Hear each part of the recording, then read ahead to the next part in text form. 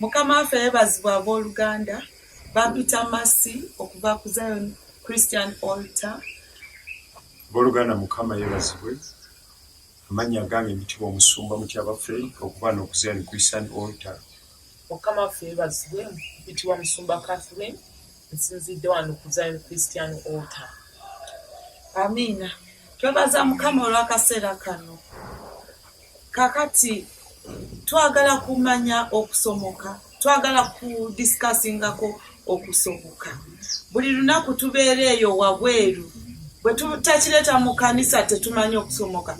Abamu tumanyi okusomoka fireworks, okugenda mu mwaka omulala, okwogerako emyaka, okulya, okujaguza. Naye Bayibuli eyogera eki ku kusomoka, ku crossover. Musumba Kathe, kusobola otunyonyola ku crossover. Abantu basobola otegera what is crossover. Tulekeraawo ebintu nga fireworks, simanyi biki okugenda mu biduula. Mukama waffe yeebazibwe abatuuliza. Tuli mu December, abantu bangi buli omu alina we yeeteeseteese ogenda. Waliwo abali kweteekateeka kugenda mu byalo, abamu baagenda dda, abamu beeteekateeka kugenda mu bivulu, abamu beeteekateeka kugenda mu crusades mu church. Amachachi mangi gamaze okuorganizinga crossover. Naye crossover eno abantu bagigendamu bagitegeera. Bwe tusoma mu Bayibuli mu biro by'abaana b'Isirayiri bwe baali e Misiri nga batulugunyizibwa Falaawo, Bayibuli egamba ne bakaabirira Mukama. Katonda n'awulira okukaaba kwabwe, n'atuma omuweereza we gwe bayita Moses abanunula abajja e Misiri. Mu biro ebyo eby'okubajja Misiri nga yabasuubiza ensi ensuubize ekulukuta omubisi n'amata, gye bayita crossover. Mu kaseera ako nga bava mu Misiri nga bayingira ensi ensuubize, kwe kwali okusomoka kw'abaana b'Isirayiri. Era bw'osoma mu Bayibuli eyogera nti ne beeteekateeka okuba nga basomoka. Baasomoka n'ebyabwe byonna. Era bagamba Falaawo nti tuleke tugende tusinze Katonda waffe mu ddungu. Waliwo okulwana kw'amaanyi, waliwo okuyigganyizibwa. Naye lwakuba baali bamanyi kigambo kya Katonda ne Katonda waabwe nga bagondedde eddoboozi lye, baasobola okuba nga basomoka nga bagenda. Naye baali bava mu mbala enkadde nga bayingira mu mbala empya. Jjuukira e Misiri, bwe tuba Misiri ebintu bye tukola biba by'aba Misiri. Enkola ya Falaawo, enkola ya kusinza bifaananyi, enkola ya kutulugunya bantu, enkola y'abantu kukola naye nga bafuna kitono. Bakola nga abaddu. Kati Mukama yali asazeewo okujja kubanunula mu buddu. Oyinza okuba nga olwaleero olina buddu bw'olimu, ng'oli mu buddu okola naye nga ofuna kitono. Oli muddu ng'oli mu busamize ng'okolera sitaani. Oli muddu ng'oli prostitute. Oli muddu ng'olya bisiyaga. Oli muddu ng'onywa enjaga. Oli muddu ng'ogamba nze nja kusooka ngende neetunde ndyoke nfune ekyokulya. Naye kati tukuleetera amawulire amalungi nti biro bya kusomoka. Weeteekateeke. Katonda azze awulidde okukaabako. Somoka mu kaseera kano kuyita mu kigambo kya Katonda. Funa obulokozi. Wulira ekigambo kya Katonda ekikubuulirwa olwaleero.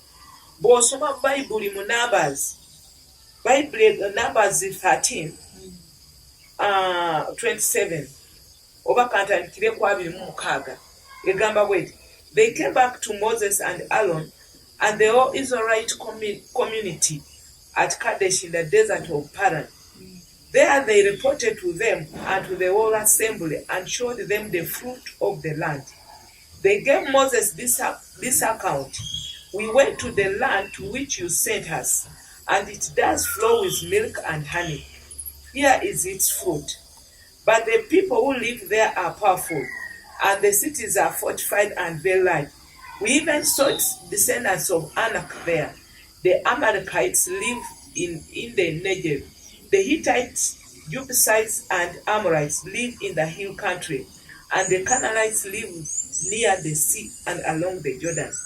Then Caleb silenced the people before Moses and said, we should go up and take possession of the land, for we are certain to do it. Ebiro eby'abaana b'Isirayiri byatuuka okusomoka. Bayitega nti baatuuka mu kifo ekimu. Moses n'abatuma bagende bakette ensi gye bagendamu. Abooluganda baagenda ng'abaweereza kuketta nsi. Naye bwe baakomawo ng'abamu bajjudde okutya. Baakomawo ng'abamu bagamba tetujja kusobola gye tulaga. Naye waaliwo abaweereza ba Mukama nga Kalebu ne Joshua baali basajja b'amaanyi. Ne basilensinga amaloboozi gaabwe. Ne bagamba nti kitugwanidde tugende. Kubanga tukeesa ensi eyo. Ensi ejjudde amata n'omubisi. Ensi nnungi. Wooluganda bizinesi ki gy'oyagala okusomoka mu 2019. Naye nga waliwo amaloboozi. Nga gwogamba nti 2019 ngenda kukola embaga. Naye waliwo amaloboozi agagamba togenda gikola, ffe waffe tetufumbirwa, ffe waffe tetuwasa, ffe bizinesi zetukola zonna zifa tetusobola kuzimba. Wooluganda silencing amaloboozi ago. Kubanga Katonda wa Isirayiri oyo yakutonda agenda kusobozesa osobole okusomoka mu ekyo ky'obadde olindiridde. Obadde okabirira Mukama ku lw'omwana. Obadde okabirira Mukama ku lw'obuweereza bwo ogenda kulemba endala. Beera n'okukkiriza nti 2019 gwe mwaka gwo guyingiremu n'amaanyi. Musumba Fuliro nakyo oyongerezaako awo. Okusomoka nkitegeera ng'omuntu avudde ku ddaala n'ogenda ku ddaala eddala. Oba avudde mu kifo ekimu ogenda mu kifo ekirala. Katonda yagamba Moses n'amugamba gamba abaana b'Isirayiri nti mwaludde ku lusozi luno. Waliwo embeera gy'obadde oluddemu. Era ng'omwaka guno bw'ali oguyingira waliwo okusoomozebwa kw'amaanyi kwe wayitamu nga n'ogujja tolina na ssuubi nti oba binaaba bitya. Abalala oli eyo buli mwaka buli omuguyingira muziika abantu bammwe bafa. Abalala buli omwaka bwe gubanga guyingira gw'ebizibu nga bitandika amaka gatabuka. Ebintu byonna ne bikutabukira ssente ne zibula n'obeera mu bulamu obw'okufuba. Kwegamba buli mwaka ogubaawo toba na ssanyu lyonna. Naye ku mulundi guno twebaza Katonda nti Bayibuli egamba atuma ekigambo okutuwonya.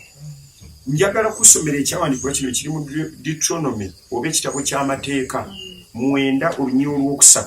Ekigambo kino kigende eri ggwe abadde ayingira mu mwaka nga buli mwaka oguyingiramu n'ofuna ebizibu, nga buli mwaka gw'oyingiramu gwe tobangako na ssanyu, nga ne guno omwaka ddala tugenda gukomeekereza nga tolina ssanyu lyonna ly'ofunye, obadde oyita mu kunyigirizibwa kw'amaanyi. Naye Bayibuli egamba nti kale manya leero nga Mukama Katonda ye wuuyo asomoka okukukulembera ng'omuliro ogwokya. Katonda agenda kukulembera guno omwaka ogujja. Toddamu kulaba ebintu nga bw'obadde obiraba omwaka guno oguwedde. Kulembeza Katonda akusookeyo, azikirize emyoyo egyo egyakulemesa omwaka guno nga gutandika, nti guno omwaka ogujja buli muzimu, buli mbeera yonna eyaliyimiridde ku wankaaki oba ku geeti wolina okusomokera okuyingira amagenda go. Mukama azikirize emyoyo egyo, kubanga Bayibuli etugambye nti era alibazikiriza, alibamegga mu maaso go, nti bw'atyo bw'alibagobamu n'abazikiriza mangu nga Mukama bwe yakugamba. Kino ekigambo Mukama akitumidde ggwe. Andaba era mpuliriza. Bw'onookiyimiriramu n'osaba n'owakanya embeera eyo ebadde kuleetera okufuba, ebadde kuleetera amaziga n'okaaba, ekigambo kino Mukama atusuubiza nti agenda kukulembera ng'empagi ey'omuliro, agenda kuzikiriza emyoyo gyonna egibadde giyimirira mu kkubo lyo. Mukama akuwa omukisa olw'ekigambo ekyo, era nkwagaliza omwaka omulungi gwampuliriza era ndaba mu linnya erya Yesu. Amen.